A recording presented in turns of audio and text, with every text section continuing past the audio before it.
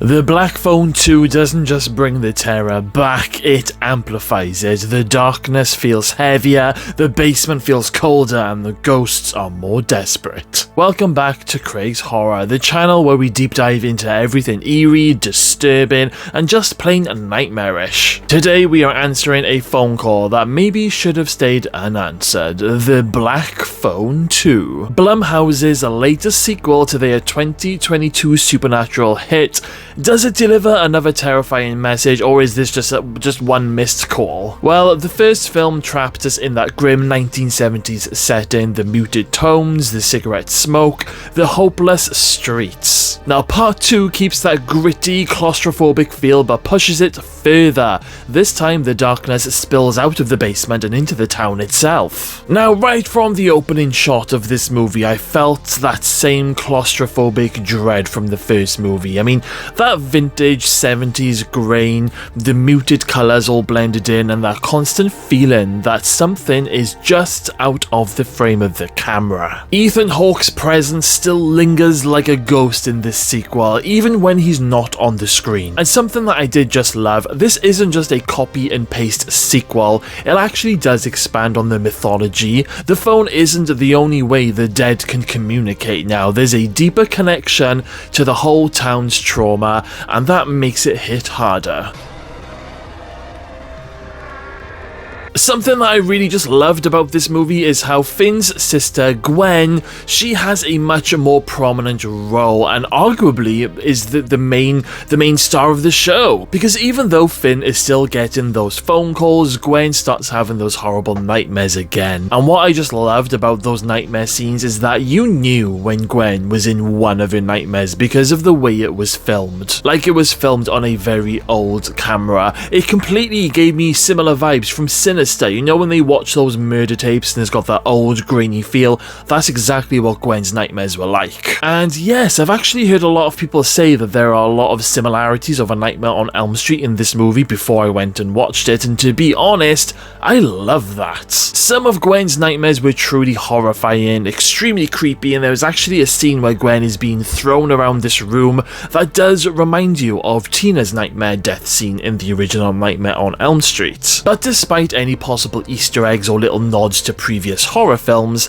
I felt that this film really stood out. There were quite a few shocking moments and some very disturbing on-screen kills. I am not going to spoil any major details, but this time it is not just like one child in danger. The phone starts ringing for multiple dead victims needing Finn and Gwen's help, and each voice has a different story to tell every time Finn picks up that telephone. Also, what I loved is how this movie expands the mythology of the Grabber without cheapening it. We learn a lot more about who he was and why the dead are still tied to that telephone. There's a sense that the evil was never fully contained at the end of the first movie. Hello? Is anyone there?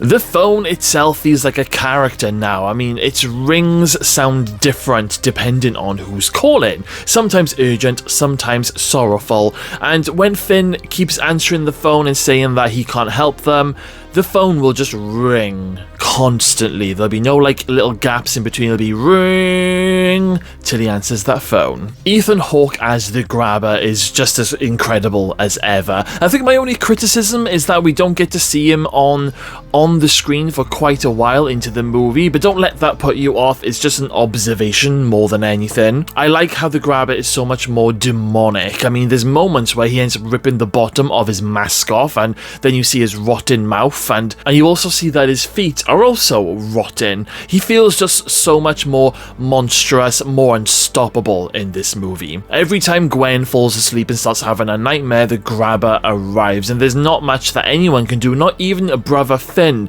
He can't do anything to protect his sister. The stakes just feel so high and so intense. The sound mix in this movie really does deserve an award. I mean, every telephone ring vibrates. It vibrated through the theatre like a heartbeat and you just can't escape. And the silences are just as terrifying. When the phone stops ringing, you almost wish it would start again. Visually, the film is beautiful. It's shot with that same grain and bleak palette, as the first film. And there is also this new colour motif, like a deep blue lighting whenever the dead speak or appear on screen. It's a cold and natural glow that just makes you feel like the air itself is haunted. I am going to put this out there right now. I thought that this sequel was a lot better than the first movie. I mean, that might be controversial to some of you watching today, but I never looked at the first film as a horror. I've always been quite open and honest, and I've always thought that the first film was more of a thriller with a few little horror elements just sprinkled in. I mean, the first movie isn't bad, but they really do up the horror in the sequel from start to finish, and as I said earlier,